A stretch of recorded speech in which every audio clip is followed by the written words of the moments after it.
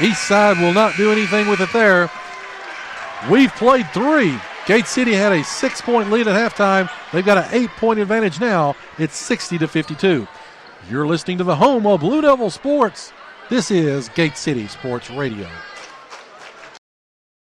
I've been having pain in my knees and back, and nothing seems to help. Call Premier Pharmacy. I've been having hot flashes, feeling stressed, and have no energy. I wonder what's going on. Call Premier Pharmacy. I had breast surgery, and I want to do something about the scar. Call Premier Pharmacy. This has been the worst year for my allergies and sinuses. Call Premier Pharmacy at 423-245-1022. Located at 109 Jack White Drive in Kingsport and accepting all insurances. Call to find out more or stop by for a free consultation. This is John Sally of the Gate City football and basketball teams, and you're listening to the home of the Blue Devil Sports. This is Gate City Sports Radio.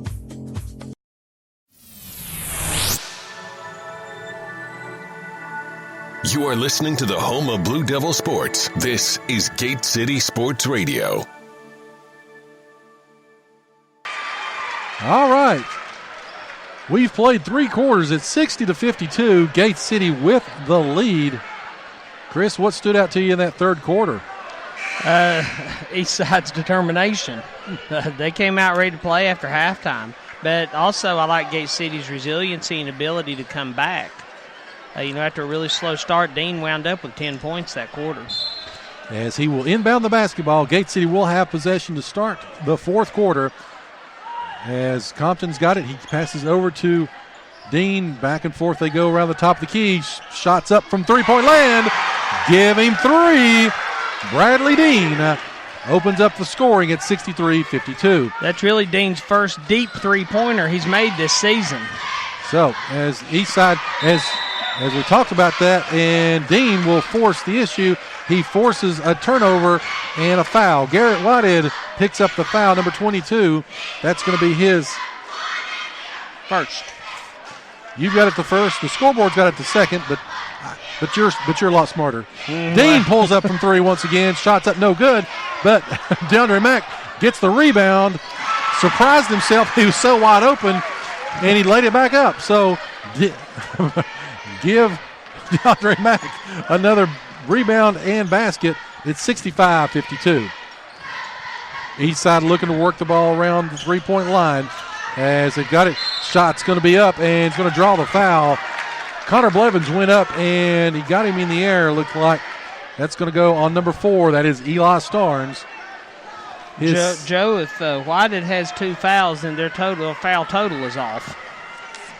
So I'm not sure which it is. They've got him with 3 fouls, but if he had 2, that's 4 for them this half. Shot is up, and shot is good. Connor Blevins with the first free throw. I trust you, Chris. That's what I'm going with. You're the official scorer here. I wouldn't go that far. It is the first game of the season. That second shot is up and good. Hopefully it won't matter. Well, I think there was some discrepancy at the Science Hill game you were talking about. Oh, the Liberty Bell and Sevier. That's a story for another day. I was right, though. That may be on the podcast. Yes, Dean's got it. He's going to go inside, lays it up. Give him 2 more. 67-54. Much to the Liberty Bell coach's dismay, I was right. So, anyway, if you want to contact Chris, contact him at Sevier Middle School. As come across the court there, Connor Blevins got the basketball. He's going to pass it over to Whitehead. As does get it inside. The shot's going to be up, no good by Ethan Powers. And you're going to say out of bounds off of Eastside, so it's going to go over to Gate City. Bradley Dean will inbound to Compton. 6:30 left here in the ball game, 67-54. Again, this ball game was a 2-point Eastside lead with just about 3 minutes left as Compton pulls up from 3. No good. Shots up. Shots good by Matthew Gose. And all of a sudden the Blue Devils now lead by 15. Eastside brings the ball over. What happened? It was a back-and-forth game, and the next thing you know, Gate City's got this lead, but 55 McCoy does get the ball inside and puts it in for the bucket. A lot of emotion. Again, that defense has been the catalyst for the Blue Devils tonight. Compton's got the basketball around the top of the key, passes it over to Dean. Dean shots up, shot is in, shot is good, It's Bradley Dean with 3 more, 72-56. Joe, now I'm getting texts, people asking me what happened at Libertyville. Oh, yeah. Make sure I'll text you later, Brent. Yes, indeed. Oh, and there's a push-off, but no foul on that one, as Dean does get the rebound. Eastside shot was up and no good. That one by Grayson Whitehead, as here comes Gate City. They've got the basketball. They're going to go baseline shot. Beautiful pass from Compton all the way inside to DeAndre Mack. Mack showing some scoring ability tonight. Again, 74-56. Biggest lead of the night for the Blue Devils. As they've got the ball once again, Blevins, he's going to try to pass it inside to McCoy. There's going to be a scrum on the floor once again. Shots, kicks it back out though. Shots up, no good. DeAndre Mack with a rebound. Here comes Compton and the Blue Devils as Ghost snuck out, and he was open, but he passes it back to Bradley Dean. Dean shots up, no good. Rebounded by Ethan Powers of Eastside. Last time down the court also, want to give another mention to Ghost. He had a big swat there that allowed Mack to come down with that rebound. Again, that defense, that intensive pressure inside has been pretty good for Gate City tonight. As, again, Gate City defends as here comes Eastside, though. They're going to try to go inside, and he's going to draw the foul. It's Connor Blevins going to the rim. Once again, they're going to call that one on number 10, John Compton. That will be his second foul, the 8th team foul.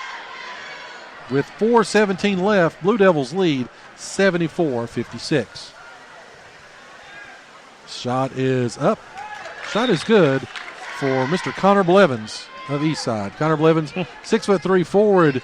He's a senior, as he's also 6 for 8 tonight on the free throw line. Not a bad stat. Notice that there were some other coaches from some of the other Mountain 7 schools that are here to scout Gate City. If you're a coach, Union. if you're in Ridgeview, if you're a coach from another school, what have you seen here that you take from this game? You wonder how much Gate City's really showing right now. Though, rotating the players in and out like that, they've really not had much of a chance to get into a rhythm. As Reed takes the ball, drives in, layup, no good. Rebound by Hensley, though. He feeds it back out to Vincent. Vincent loses control. What I was saying, though, the way Gate City shuttle players in and out, you don't know how much of their what's the word I'm looking for, their normal plays that they're running tonight. So, again, this Blue Devil team takes on Oak Hill Academy on Friday night, as there's going to be a steal by Reed. Shots up, no good. Rebounded, though, by number 23, Isaac Vincent. Reed a little bit too strong, and Vincent was there to clean it up. As here comes Powers. He's going to go coast to coast. Put the layup up, no good. Rebounded by David George. And here come the Blue Devils once again. Pass it up down court to Reed. Reed to Compton. Compton's going to go baseline. Soft little floater, misses. Here come the Spartans once again with 3:22 left. And that's going to be number 2, Stansberry. Shots up, shots good. Will Stansberry, 5'11" guard for Eastside, and there's going to be a timeout on the court by Gate City. 3:09 left here in the ball game, 76-60. And it's going to be a coach's timeout. It's going to be a 30-second timeout. Again, make sure that you stay with us here, folks, for the post-game show. And we'll see if we can maybe grab a coach or two, maybe a player or two. But anyway, great ball game tonight. Again, we'll have stats and a recap of everything here. Of course, we'll have the play of the night as well as the player of the night and, of course, the stat of the night. That's a lot of pressure on me, Joe. That's a lot of pressure, but I trust that you can handle it. And you also have the responsibility of the son. Anyway, multi-talented Chris the Hammer Carr. 3:09 left here in the ball game. Gate City leads 76-60. In the ball game right now will be Hensley, Compton. You've got Luke Reed, Bradley Dean, and David George. Inbound the basketball to Compton as he brings across half court. And he passes inside to Reed. Nice play. Dean to Reed. Lays it up. It's 78-60.